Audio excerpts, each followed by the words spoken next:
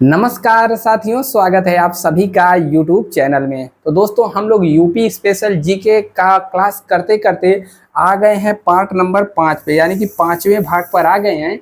और आज का हमारा विषय है उत्तर प्रदेश की जलवायु, यानी कि उत्तर प्रदेश में जलवायु कितनी प्रकार के होते हैं, मौसम, गर्मी, सर्दी, बरसात, इन सब के बारे में डिटेल से चर्चा करेंगे और किस प्रकार से क्वेश्चन पूछे जाते हैं, इन सब के ऊपर बात करने वाले हैं। ठीक है, तो चलिए शुरू करते हैं वीडियो।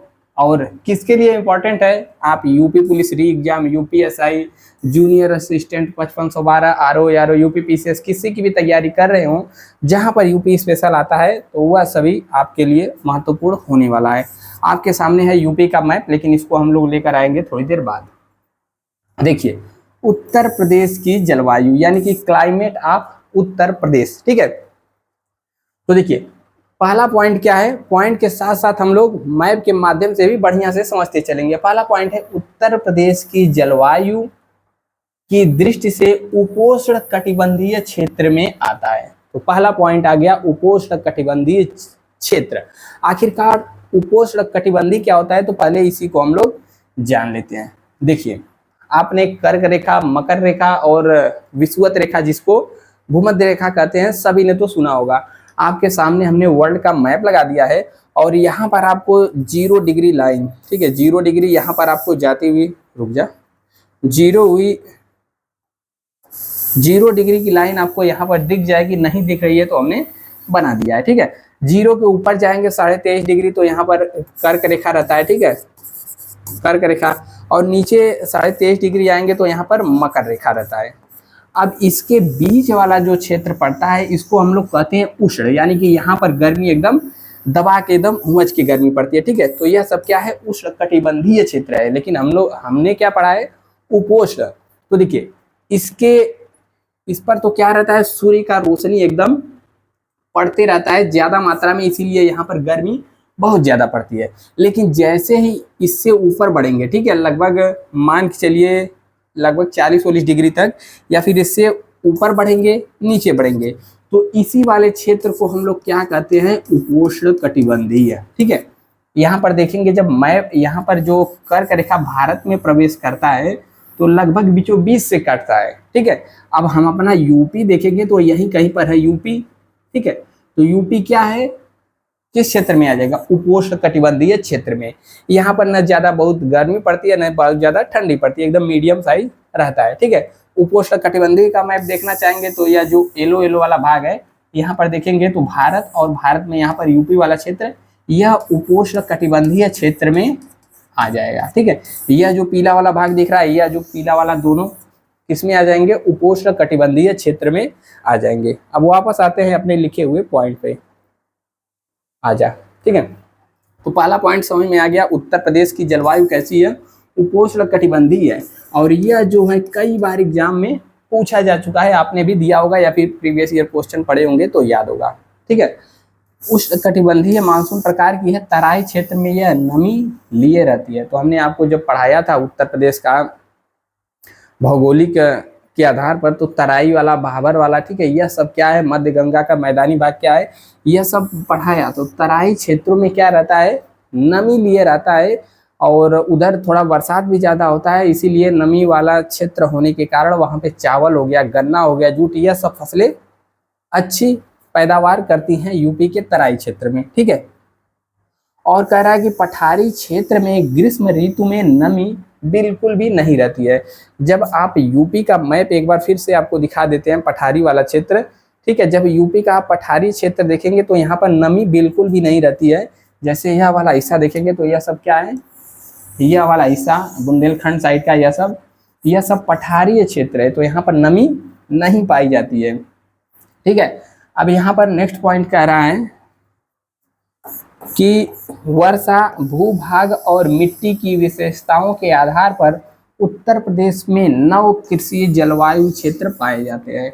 तो इसको भी हमने मार्क कर दिया स्टार। यह अभी जो आरओ का पेपर हुआ है, ठीक है, आरओ यूपी का पेपर हुआ है, उसमें भी यह पूछा गया था कथन निष्कर्ष वाले क्वेश्चन में कि उत्तर प्रदेश में कितने कृषि जलवायु क्षेत्र हैं। तो 9 कृषि जलवायु क्षेत्र हैं, इसको आपको याद रखना है। ठीक है, अब इस वाले पेज से बहुत सारे क्वेश्चन बने हैं। अब बढ़ते हैं हम लोग नेक्स्ट पेज पे, ठीक है। यह वाला हो गया, यह वाला भी हो गया, यह वाला बचा है। तो कह रहा है कि अब देखेंगे उत्तर प्रदेश को मुख्यतः जलवायु प्रदेशों में विभाजित किया जाता है, जो कि दो भागों में आता है। पहला आता है आर्द्र उष्ण क्षेत्र, और यहाँ पर आता है साधारण आर्द्र एवं उष्ण क्षेत्र, ठीक है। तो इसको हम लोग देखेंगे, उससे पहले यहाँ पर देख लेते हैं। उत्तर प्रदेश में ऋतुओं की बात करें तो 3 प्रकार की ऋतु पाई जाती है, सर्दी, गर्मी, बरसात, यानी कि ग्रीष्म ऋतु, वर्षा ऋतु और शीत ऋतु, ठीक है। तो यूपी में मुख्यतः 3 प्रकार की ऋतुएं पाई जाती हैं। अब हर एक ऋतु के बारे में डिटेल से हम लोग पढ़ने वाले हैं, और वहां से भी क्वेश्चन बनता है कि सबसे ज़्यादा बरसात कहाँ पर होती है, सबसे कम बरसात कहाँ पर होती है, सबसे ज़्यादा गर्मी कहाँ पर होती है, सबसे कम गर्मी कहाँ पर होती है, ठीक है। इस प्रकार से क्वेश्चन बनते रहता है। तब आते हैं हम लोग नेक्स्ट पेज पे। देखिए ग्रीष्म ऋतु, ठीक है। तो ग्रीष्म ऋतु यानी कि गर्मी का मौसम, जो कि वर्तमान में चल रहा है, या फिर आप बाद में वीडियो देख रहे होंगे तो हो सकता है सर्दी बरसात हो, कमेंट करिएगा। कह रहा है कि उत्तर प्रदेश में ग्रीष्म ऋतु मुख्यतः मध्य मार्च से मध्य जून तक रहती है, ठीक है। तो यह तो पता ही होगा गर्मी किस सीजन में रहती है। और प्रदेश में मई एवं जून माह में सबसे अधिक तापमान रिकॉर्ड किया जाता है। लू वगैरह इसी काल में ज़्यादा चलती हैं। उत्तर प्रदेश में ग्रीष्म ऋतु का औसत अधिकतम तापमान 36 से 39, ठीक है। औसत की बात क्या है, औसत मतलब कम वाला और ज़्यादा वाला दोनों को जोड़ करके भाग दे देंगे तो औसत आता है। तो यहाँ पर तापमान की बात करें तो 46-47 तक हाईएस्ट तापमान पहुँच जाता है यूपी का, ठीक है। और न्यूनतम तापमान 21 से 23 डिग्री सेल्सियस तक होता है। कह रहा है कि ग्रीष्म ऋतु में कुछ स्थानों पर तापमान 47 डिग्री तक चला जाता है, 47 अंश सेल्सियस तक चला जाता है। जैसे पश्चिमी यूपी की बात करें, प्रयागराज वगैरह की बात करें, तो यहाँ पर क्या है, तापमान बहुत ज़्यादा पहुँच जाता है, 42-43, तो इसी समय चल रहा है। देखिए इसको नोट करना है। उत्तर प्रदेश के बुंदेलखंड क्षेत्र में सर्वाधिक औसत तापमान पाया जाता है, क्योंकि वहाँ पर एरिया जो है पठारी वाला, पठारी किस्म का एरिया है यहाँ पर बुंदेलखंड में, इसीलिए औसत तापमान ज़्यादा पाया जाता है। और दूसरा कारण है कर्क रेखा से इसकी नज़दीकियाँ। अब क्या है नज़दीकियाँ, यहाँ पर आप देखेंगे, एक और मैप आपको दिखा देते हैं। तो बुंदेलखंड वाला एरिया क्या है कि कर्क रेखा के नज़दीक ही पाया जाता है। जैसे यहाँ पर आप देखेंगे इस वाले मैप में, जैसे यहाँ पर भारत हो गया, ठीक है। तो यूपी इधर ही कहीं होगा, और यहाँ से जाती है कर्क रेखा, तो कर्क रेखा से नज़दीक ही पड़ता है बुंदेलखंड, इसीलिए यहाँ पर ज़्यादा पाया जाता है क्या, गर्मी, ठीक है। वहाँ पर गर्मी ज़्यादा पड़ती है। नेक्स्ट कह रहा है कि उत्तर प्रदेश के झांसी एवं आगरा जिलों में अत्यधिक गर्मी पड़ती है। अब झांसी की बात करें तो झांसी भी तो कर्क रेखा के नज़दीक ही है, और आगरा भी पास ही में पड़ता है उत्तर प्रदेश के दक्षिण पश्चिम वाले भाग में, इसीलिए यहाँ पर सर्वाधिक गर्मी पड़ती है। उत्तर प्रदेश के बरेली जिले में सबसे कम गर्मी पड़ती है। अब बरेली जिले में कम गर्मी क्यों पड़ती है, इसके लिए भी आप यहाँ पर देख लीजिए बरेली में कम गर्मी क्यों पड़ती है। देखिए जब यूपी का आप मैप देखेंगे तो बरेली कहाँ पर आएगा, यहाँ पर आ गया बरेली की बर्फी, ठीक है। तो बरेली क्या है, यहाँ पर है उत्तराखंड, और उत्तराखंड में पहाड़ जाता है, पहाड़ी क्षेत्र ज़्यादा है, तो यहाँ पर से इसकी नज़दीकियाँ हैं, प्लस यहाँ पर कर्क रेखा से दूरी भी इसका कारण है, इसीलिए बरेली में कम गर्मी पड़ता है और तराई रीजन में आता है, यही सब इसका कारण है। बाकी नेक्स्ट हमारा पॉइंट है, ग्रीष्म ऋतु में उत्तर प्रदेश में पश्चिमी हवाएं तीव्र गति से चलती हैं। इन शुष्क एवं गर्म हवाओं को ही क्या कहा जाता है, लू कहा जाता है। और ज़्यादा होने लगता है, ज़्यादा लू बहती है तो उसी को क्या कहते हैं अंग्रेजी में, हीट वेव चलने लगा है, ठीक है। तो हीट वेव यहाँ पर होता है।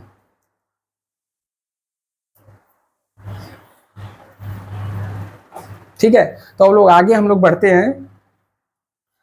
देखिए आता है वर्षा ऋतु। वर्षा ऋतु को हम लोग डिटेल से समझने वाले हैं। तो वर्षा ऋतु यानी कि बरसात का मौसम, और जो कि आने वाला है। इसका बात करें तो बरसात का मौसम कब आता है, जून से सितंबर के महीने में बरसात एकदम चरम सीमा पर आती है, जून लास्ट या पर ही मान के लिए। और इसी में 85% यानी कि मान लीजिए उत्तर प्रदेश में कुल 100% वर्षा होता है, तो लगभग 85% वर्षा कब होता है, जून से लेकर के सितंबर तक होता है। और बकिया 15% कहाँ गया, गर्मी में भी तो कभी कभी वर्षा हो जाता है, बाकी पश्चिमी विक्षोभ आता है उससे भी वर्षा होता है, तो बाकी 15% यहाँ से कवर हो जाता है। कह रहा है कि प्रदेश में 15% वर्षा ग्रीष्म एवं शीत ऋतु, ठीक है, 85% तो कवर हो गया, बाकी अब बचा 15%, तो यह किस मौसम में होता है, शीत ऋतु में होता है। तो पहले हम लोग यहाँ पर देख लेते हैं वर्षा कैसे कैसे होती है। देखिए, ठीक है,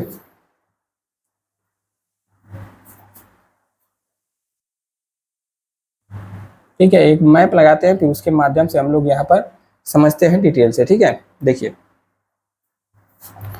लगाते हैं इंडिया का मैप, फिर यहाँ पर आपको बताते हैं कि वर्षा कहाँ से और किस प्रकार से होती है।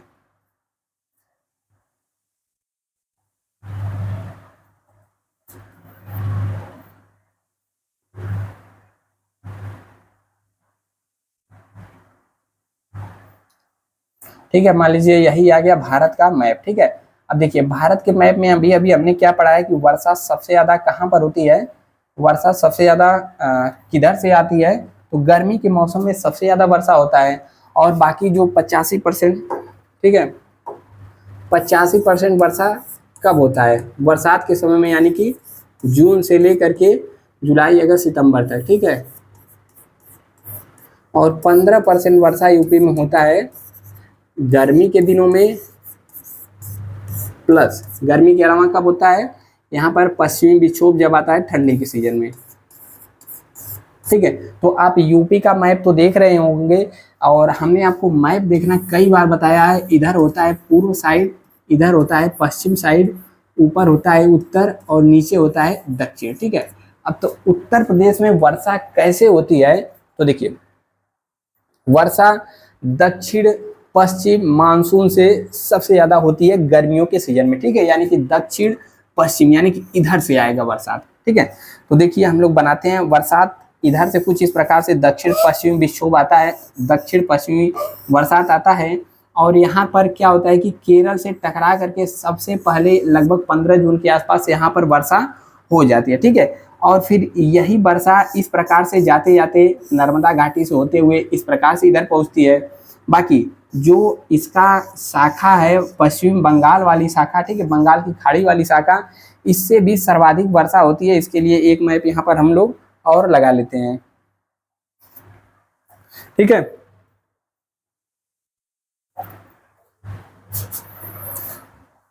देखिए यहाँ पर एक मैप और लगाते हैं, मैप छूट चुका है। देखिए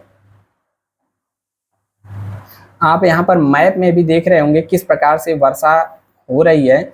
जैसे यहाँ पर क्या है कि अरब सागर वाली शाखा से बात करेंगे हम लोग।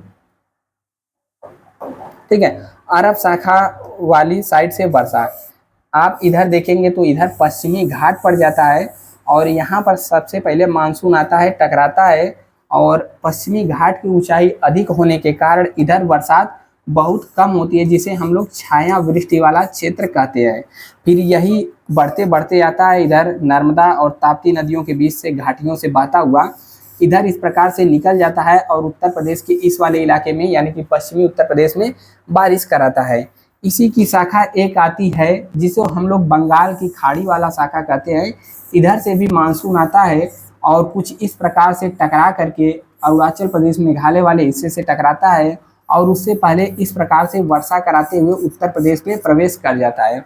और यहाँ पर कुछ इस प्रकार से भी क्वेश्चन पूछता है कि मान लीजिए यहाँ पर उत्तर प्रदेश है, तो उत्तर प्रदेश का शहर यहाँ पहले वाराणसी पड़ेगा, ठीक है, प्रयागराज पड़ेगा, फिर आगे आएंगे लखनऊ पड़ेगा, आगरा पड़ेगा। ठीक है, इसी प्रकार से शहरों का नाम दे देता है, और पूछता है कि जो बंगाल की खाड़ी वाली शाखा है सबसे ज़्यादा वर्षा कहाँ पर होती है। तो यह जब मानसून प्रवेश करता है तो सबसे ज़्यादा वर्षा इधर वाले ही क्षेत्र में होती है। जैसे जैसे आगे बढ़ती जाती है वर्षा की मात्रा कम होती जाती है। ठीक है, तो आप इस प्रकार से इसका क्रम लगा सकते हैं। तो यह तो हो गया बरसात के समय में वर्षा होती है, ठीक है, जो कि 85% की बात कर रहा है। और इधर से जो टकरा करके जाती है, यहाँ पर उत्तराखंड में भी ऊंचे ऊंचे पर्वत मिलते हैं, तो यहाँ पर टकरा करके इधर बरसात काफ़ी ज़्यादा हो जाती है उत्तराखंड साइड में, इसीलिए यहाँ पर बादल फटने की घटनाएं सामने आती है। ठीक है, बाकी हम लोग क्या पढ़ रहे थे, देखिए 85% तो हम लोग वर्षा करा दिए उत्तर प्रदेश में। बाकी यहाँ पर जो 15% वाला हिस्सा बचा है, यह कब होता है, गर्मी के समय में होता है और प्लस ठंडी के सीजन में होता है। उसके लिए आप यहाँ पर मैप देखेंगे। ठीक है, जैसे यहाँ पर हमने वर्ल्ड मैप लगा रखा है, यहाँ पर पड़ता है इक्वेटर। इक्वेटर यानी कि, ठीक है, लाइट अभी जल रही है, कैम इसमें आवाज़ आ रही है, बाकी कभी कभी आवाज़ रुक जाती है। जैसे यहाँ पर पड़ गया हमारा इक्वेटर, ठीक है, इक्वेटर हो गया, और यहाँ पर हो गया भूमध्य सागर। यह सब क्यों बता रहे हैं, क्योंकि बरसात का मौसम, बरसात जो पश्चिमी विक्षोभ होता है उसका कनेक्शन यहाँ से ही है। ठीक है, क्योंकि इधर बहती है जेट स्ट्रीम की धारा। ठीक है, अब यही हवाएं जब ऊपर से इस साइड बहती हैं तो भूमध्य सागर से क्या करती है, नमी उठा लेती है, पानी उठा लेती हैं। अब यही बहते बहते, ठीक है, इस प्रकार से आता है, पाकिस्तान में पर्वत है, इससे टकराता है और इधर बहुत ज़्यादा वर्षा करता है। लेकिन कुछ कुछ ऊपर से निकल करके और यहाँ पर कुछ कुछ पास है, दर्रे हैं, ठीक है, इधर से बाकी बच करके आ जाता है इधर हमारे उत्तर भारत में। उत्तर भारत में यूपी हम लोग पढ़ रहे हैं, तो यूपी में भी पश्चिमी विक्षोभ से बरसात होता है, जिसको यहाँ पर राजस्थान में मावट वर्षा भी कहते हैं, और उत्तर प्रदेश में क्या कहते हैं, ठंडी के समय होने वाली वर्षा, जिसे पश्चिमी विक्षोभ कहते हैं।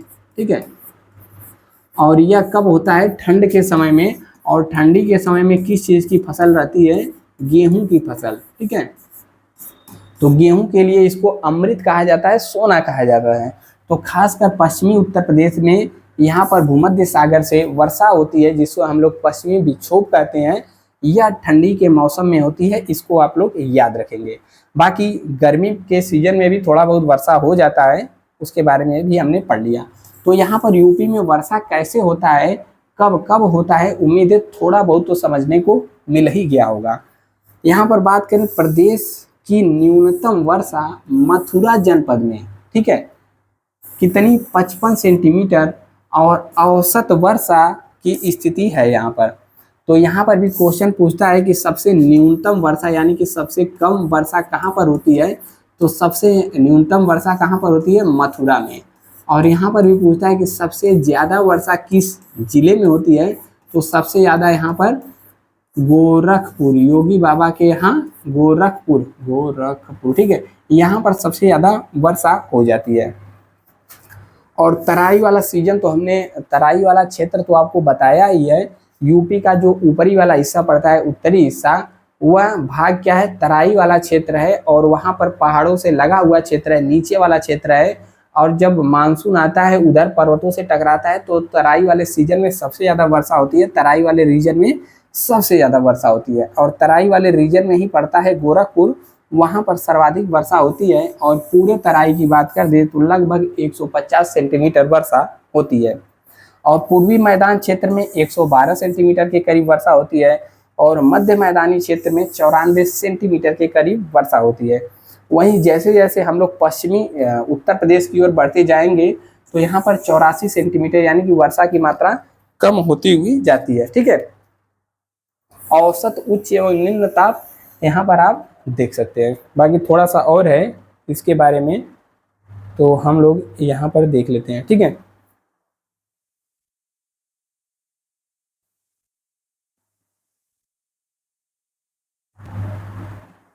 देखिए कह रहा है कि उत्तर प्रदेश में वर्षा ऋतु जून के अंतिम सप्ताह से प्रारंभ होकर अक्टूबर तक जाती है।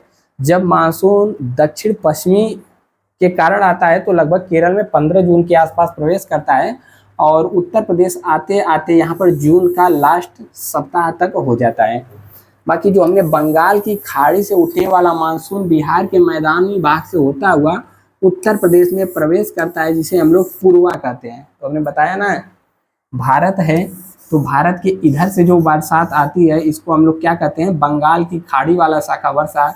यह बिहार से बरसात करता करता यूपी में चला जाता है, और यूपी के पूर्वी क्षेत्र से पश्चिमी की क्षेत्र की ओर जाते जाते वर्षा की मात्रा कम होती जाती है, जिसको क्या कहा जाता है, पूर्वा कहते हैं। और उत्तर प्रदेश की अधिकांश मानसूनी वर्षा दक्षिण पश्चिमी मानसून की बंगाल की खाड़ी के शाखा से होती है। तो क्या है, हमने अभी अभी आपको बताया, यह वाला शाखा क्या कहलाता है, दक्षिण पश्चिमी मानसून। और इसकी दो शाखाएं होती हैं, एक इधर आ जाता है और दूसरा यहाँ पर बंगाल की खाड़ी वाली शाखा होती है, जिससे सर्वाधिक वर्षा उत्तर प्रदेश में होती है। हमने ऑलरेडी आपको बता दिया है। कह रहा है कि उत्तर प्रदेश में दक्षिण पश्चिम मानसून की अरब सागर शाखा से नाम मात्र की वर्षा ही प्राप्त होती है। अरब सागर वाली वर्षा यानी कि यह वाला क्षेत्र, ठीक है, यह वाला क्षेत्र अरब सागर। तो सबसे पहले तो इधर बरस देता है ज़्यादा पर्वत उर्वत से टकरा करके, फिर इधर रहता है गुजरात वगैरह से इधर प्रवेश करता है, तो बरसात करते करते इसका पानी खत्म हो जाता है। तो नाम मात्र की ही वर्षा इससे प्राप्त होती है अरब सागर वाली शाखा से। बाकी जो पश्चिम बंगाल की खाड़ी वाली शाखा है उससे वर्षा ज़्यादा होती है। इस शाखा की अधिकांश वर्षा प्रदेश के दक्षिण पठारी भाग में ही होती है, क्योंकि वह उससे नज़दीक पड़ता है। उत्तर प्रदेश की संपूर्ण वर्षा का सामान्यतः लगभग 60% जुलाई एवं अगस्त के महीने में बरसात हो जाती है। तो वर्षा भी लगभग खत्म हो गया। अब हम लोग बढ़ते हैं शीत ऋतु की तरफ, ठीक है, क्योंकि बरसात यहाँ पर हो गया है खत्म। शीत ऋतु यानी जाड़ा का मौसम, ठंडी का मौसम, ठीक है।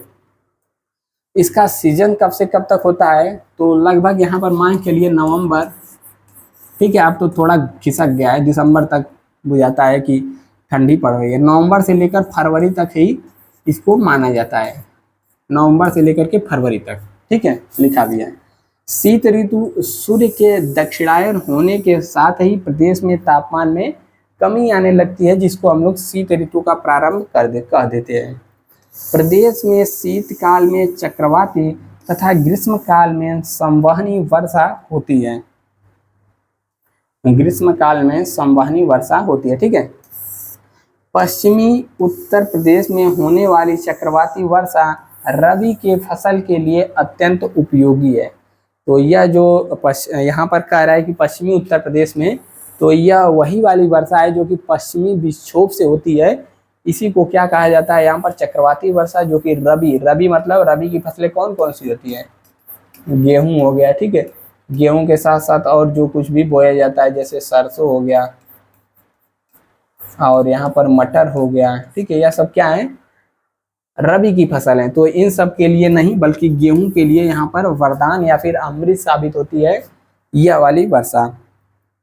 प्रदेश की औसत वर्षा 95 सेंटीमीटर तक होती है। जैसे जैसे हम दक्षिण से उत्तर की तरफ बढ़ते जाते हैं वैसे वैसे तापमान में गिरावट होती जाती है। बाकी जनवरी प्रदेश का सबसे ठंडा महीना होता है और भूमध्य सागर से उत्पन्न चक्रवात के द्वारा पश्चिमी उत्तर प्रदेश में 10 सेंटीमीटर तक वर्षा कराई जाती है या फिर हो जाती है, जो कि रबी के फसल के लिए काफ़ी महत्वपूर्ण होती है। तो बता दिया ना यहाँ पर, किससे, पश्चिमी विक्षोभ से, ठीक है। और यह कहाँ से उठती है, तो भूमध्य सागर से उठती है। जेट स्ट्रीम की उधर से धारा आती है, भूमध्य सागर से जल उठा लेती है और लेकर के आती है और बरसात कर देती है। नेक्स्ट यहाँ पर आता है, देखिए, मैदानी क्षेत्र का ताप यहाँ माइनस नहीं है, यह डैश है, ठीक है, 27 डिग्री सेल्सियस होता है। और उत्तर दक्षिण का पठारी क्षेत्र का औसत अधिकतम तापमान 28.3 सेंटीमीटर तक होता है। और औसत न्यूनतम तापमान की बात करें तो यहाँ पर कितना होता है, 13.3, ठीक है। तो यहाँ पर पूछ लिया जाता है कभी कभी कि शीत ऋतु में औसत न्यूनतम तापमान कितना होता है, तो 13.3 सेंटीग्रेड तक यहाँ पर होता है, ठीक है।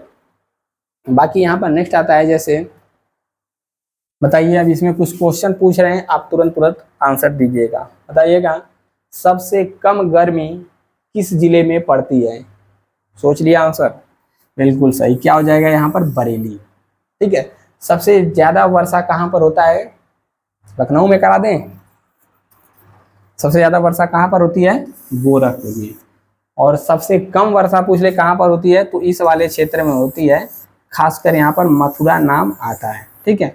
और सबसे ज़्यादा ठंडी कहाँ पर गर्मी कहाँ पर पड़ता है, तो यह जो पठारी वाला भाग है, क्योंकि यह कर्क रेखा से नज़दीक ही है। कर्क रेखा क्या होता है, मध्य प्रदेश से गुजरती है और मध्य प्रदेश के यह नज़दीक ही है, इसीलिए यहाँ पर गर्मी भी ज़्यादा पड़ती है। बाकी यह जो उत्तर प्रदेश का जलवायु वाला चैप्टर था यह समाप्त हो गया। अब इसमें क्या क्या क्वेश्चन पूछे गए हैं नेक्स्ट वाले पार्ट में हम लोग कर देंगे। तब तक के लिए देखते रहिए वीडियो। बाकी वीडियो पसंद आए तो एक बार शेयर भी करते रहिए सभी दोस्तों तक, ग्रुपों में, ताकि वीडियो अधिक से अधिक लोगों तक पहुँचे और मोटिवेशन हमारा बरकरार रहे। बाकी मिलते हैं फिर नेक्स्ट वीडियो में। जय हिंद।